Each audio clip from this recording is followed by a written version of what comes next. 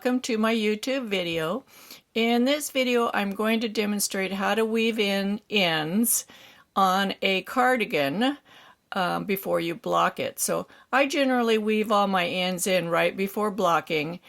In this particular cardigan, it's ready to be blocked, and then we're going to add on the button band onto the front after the cardigan's blocked. This is the pocket and the ribbing down here. This is a raglan cardigan, knitted from the top down. So there's various places where we're going to need to weave in the ends, and I'm going to demonstrate all the different types for you so you can see what you need to do. So let's start out with one of these ends that's right on the edge here. This is the edge where two layers of fabric have been connected together for the pocket. That's what makes it look a little bit bulky here.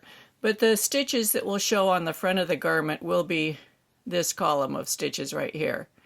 The connecting column here will be consumed when we add the button band. So we've got this one strand here that needs to be woven in that's right on the edge. I really try to avoid weaving edge yarns up the side, which seems like the most convenient thing to do. But if you do weave it in along the edge, then it makes it more difficult to pick up the stitches for the button band. So the way I'd weave these stitches in, I turn to the wrong side. I'm going to actually weave it across the fabric this way. Let's see if we can get this really big. And I use the duplicate stitch method. So I'm just going to bring the yarn over this way a little bit, and I'm going to start working a duplicate stitch right here. So I'm just going to go under here, under this strand. This is a number 18 tapestry needle. I don't care for those giant needles that you see for weaving in ends. And this is fingering weight yarn. And then we're going to go down to here. So this is just duplicate stitch on the back of the work. I'm going to just follow. I'm following this yarn right here. This yarn right here. So it goes under here, under here. This is it right here.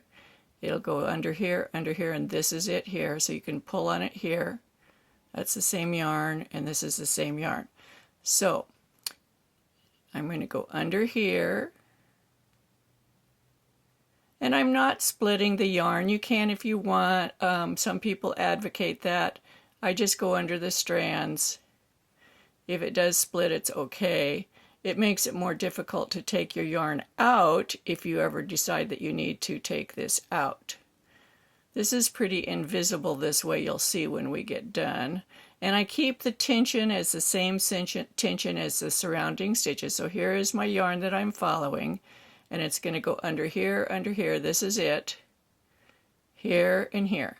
I have other videos on this duplicate stitch method that I'll link at the bottom of this video. This is just one style of weaving in ends. It's called duplicate stitch, and you only need to do like 3 or 4 of these, and it will be secure, and I'll show you why. So that's enough. You can't see it. It has the same stretch as the fabric. So we can cut this off. Before blocking, I leave about 1/4 of an inch. Once it's been blocked, I'll go back and trim those ends very, very short.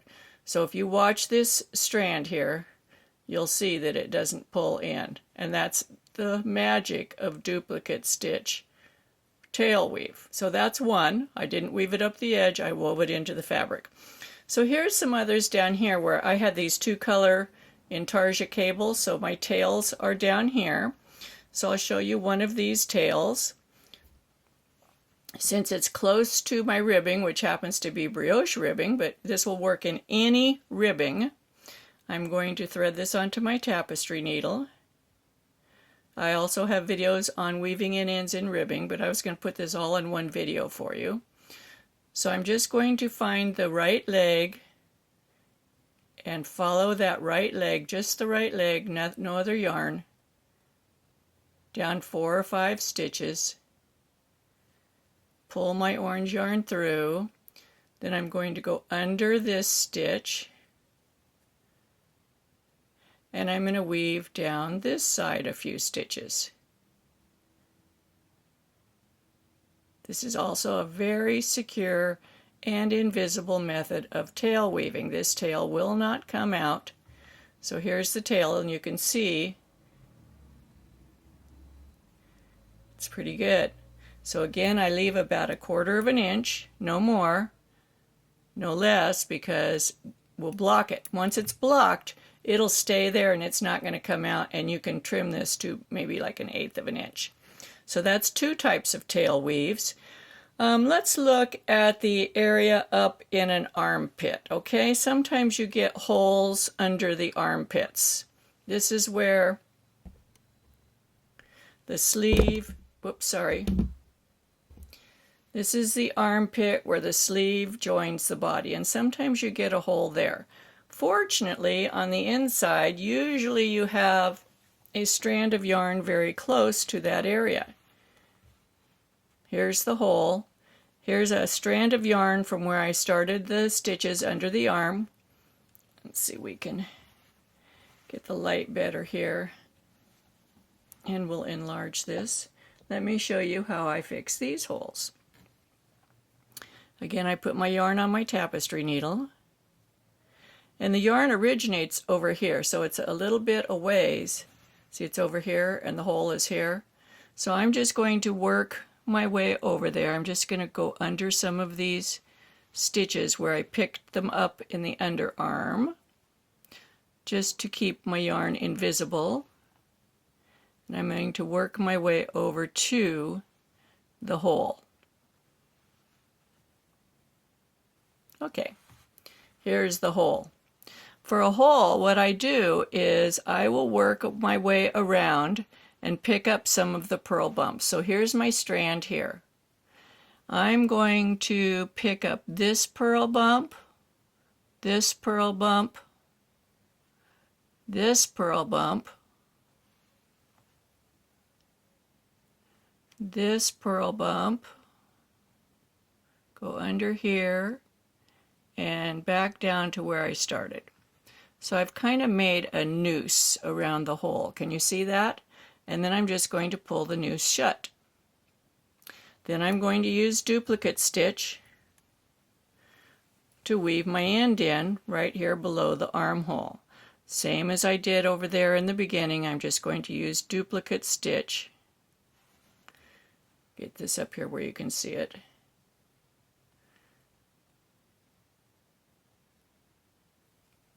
And this will keep that armhole closed.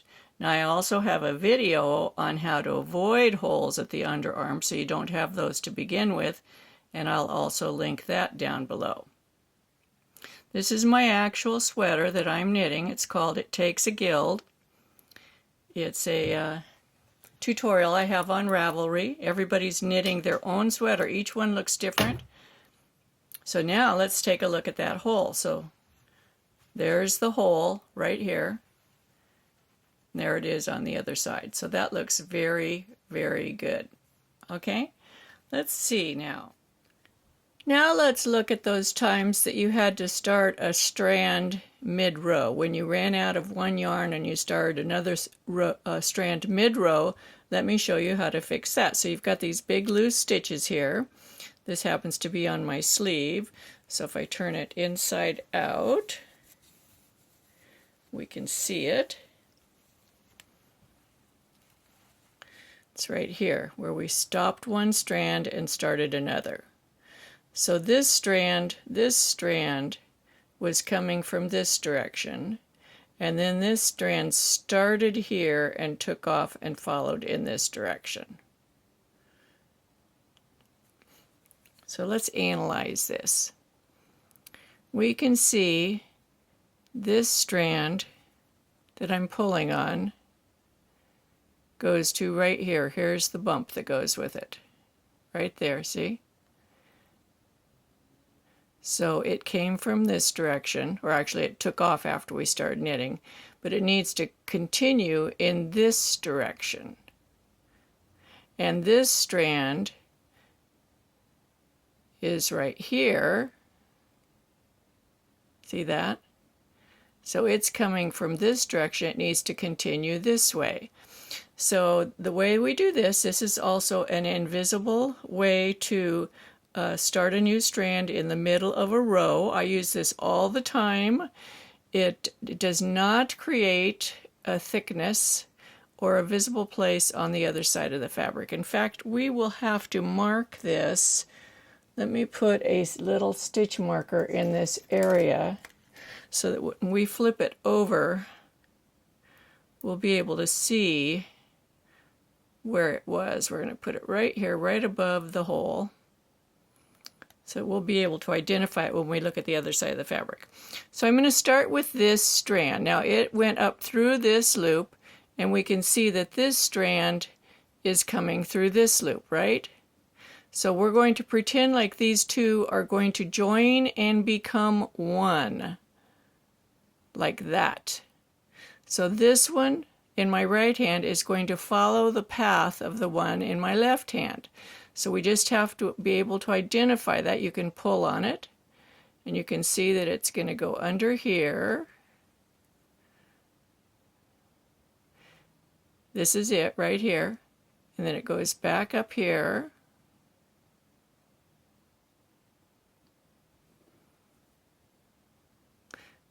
It's going to go across here.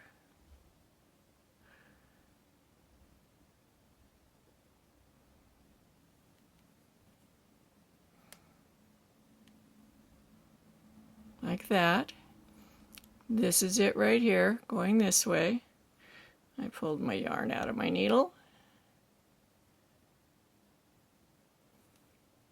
This is it. So we're going to go this way.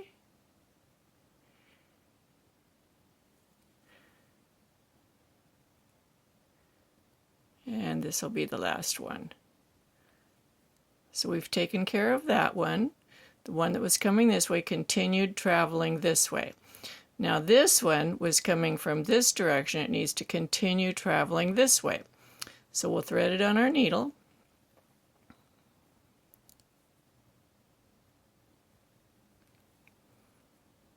And this is the strand it's going to follow. So that's going to come down here, through here. Again, this is just duplicate stitch.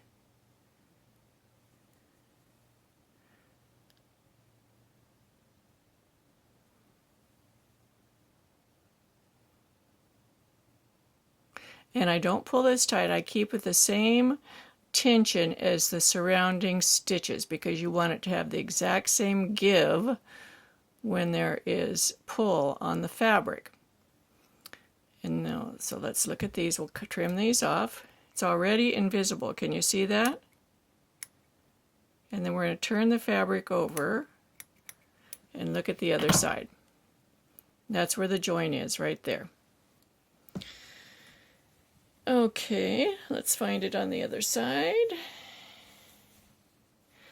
Here's our stitch marker. There's the join.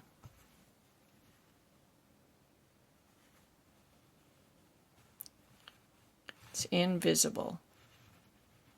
Cannot see it. Isn't that cool? Looks nice. So, that's trick for that one. So here is the pocket, and this is where the join of the pocket is. So there's two strands here, and what I'm going to do with these is I'm going to take them through to the back of the work, and I'm going to weave them in on the back side. So we'll do one and then the other. Let's start with this one.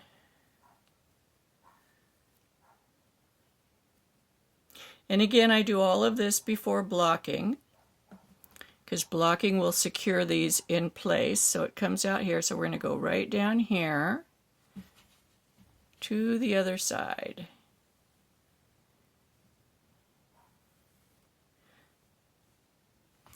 And we're going to turn our work, and we're going to use duplicate stitch here again. I use that just for about everything. The two main things I use are the duplicate stitch and then weaving up or down a rib column. I use those a lot. Those are my two favorite methods for weaving in ends. So I'm using the duplicate stitch again here.